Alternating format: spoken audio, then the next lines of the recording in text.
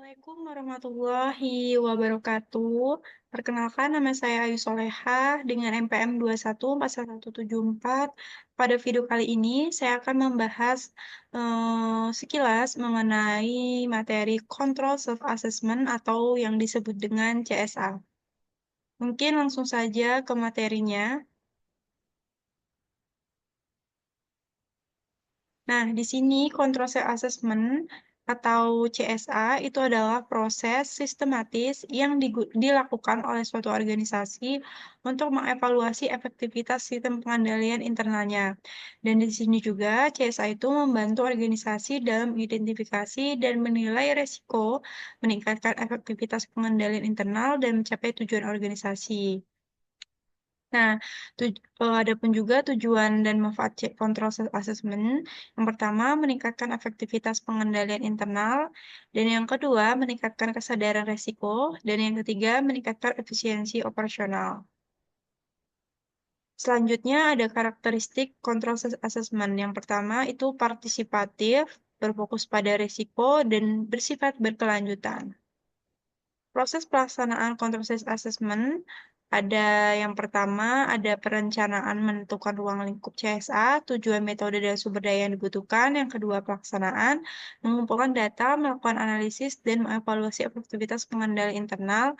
Dan yang ketiga, ada pelaporan, dengan meringkas hasil control assessment, mengidentifikasi rekomendasi perbaikan, dan menyampaikan laporan kepada manajemen. Dan yang keempat, ada tindak lanjut, dengan menerapkan rekomendasi perbaikan dan memantau kemajuan dalam meningkatkan efektivitas pengendalian internal. Berikutnya, ada peran auditor internal dalam CSA dengan memberikan panduan. Auditor internal memberikan panduan kepada manajemen dalam merencanakan dan melaksanakan CSA, memfasilitasi pelatihan. Auditor internal memfasilitasi pelatihan bagi karyawan dalam melakukan penilaian risiko dan pengendalian internalnya. Kemudian memeriksa keefektivitasan CSA, auditor internal itu berperan penting dalam memeriksa keefektivitasan proses CSA dan memeriksa bahwa proses tersebut dilaksanakan dengan baik. Adapun studi kasus penerapan CSA, yang pertama perusahaan manufaktur menerapkan CSA untuk meningkatkan efektivitas pengendalian internal di bidang produksi dan inventaris. Yang kedua, perusahaan jasa keuangan menggunakan CSA untuk mengidentifikasi dan menilai risiko di bidang pembiayaan dan pengelolaan aset. Dan yang ketiga, perusahaan teknologi informasi dengan menerapkan CSA untuk meningkatkan keamanan sistem informasi dan data.